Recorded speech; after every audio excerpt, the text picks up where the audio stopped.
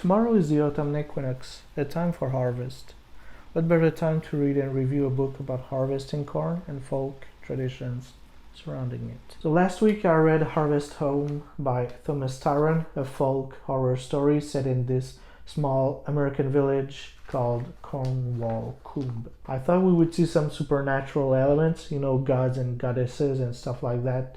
This book being a folk horror story, but it's mainly about the humans, being monsters than anything else. So there's no otherworldly creatures lurking in the shadows or stuff like this. It's mainly humans that are doing horrible things to their peers, essentially.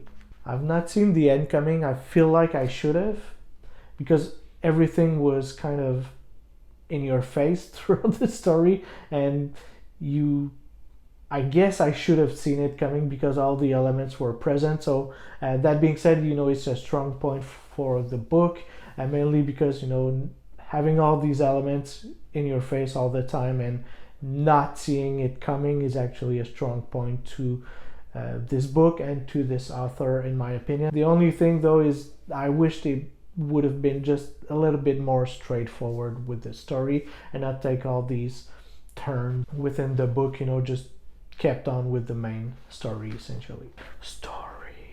So for the story, we're following this family of three. So mainly you have the father, so Ned, the mother, Beth, and their daughter, Kate. So the family buy this old house in this small village, as I said, Cornwall Coombe. It's all weird how they got the house, so it's never fully explained, but it's all under weird circumstances. But we know how they got the house near the end of the book. The villagers have a lot of old folk traditions, and Harvest Home is one of them. It's a tradition wrapped in mystery. So essentially, it's a woman kind of ritual that no man has ever seen, and our main character, so the father, is trying to see this weird ritual, essentially. And the book is written in this POV style, so we're mainly following the thoughts of the main character, as I said, the father, so Ned. That's mainly the plot, so it's rather simplistic, but it's, the book is more than 400 pages, which is kind of a bit too long.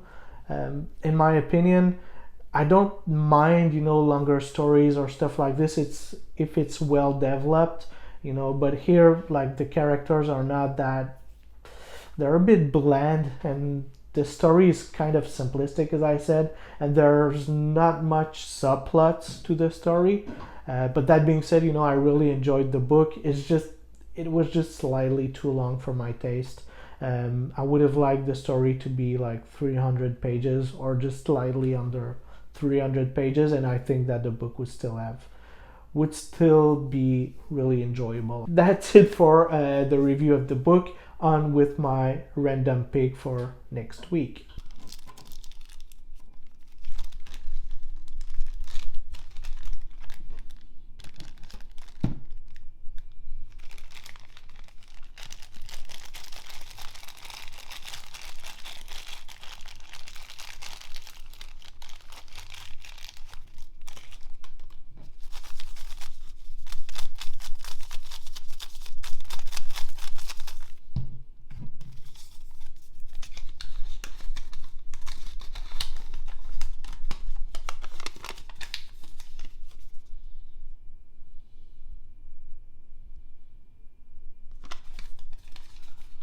I can't wait to read House of Leaves.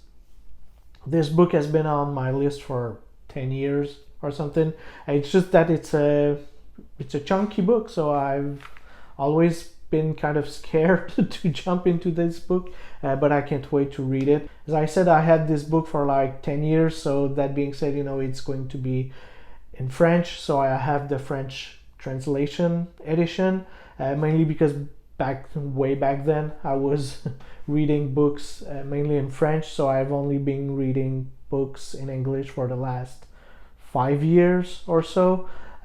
So that's mainly why I'm reading it in French, but who knows, maybe I'll read the English version, afterwards.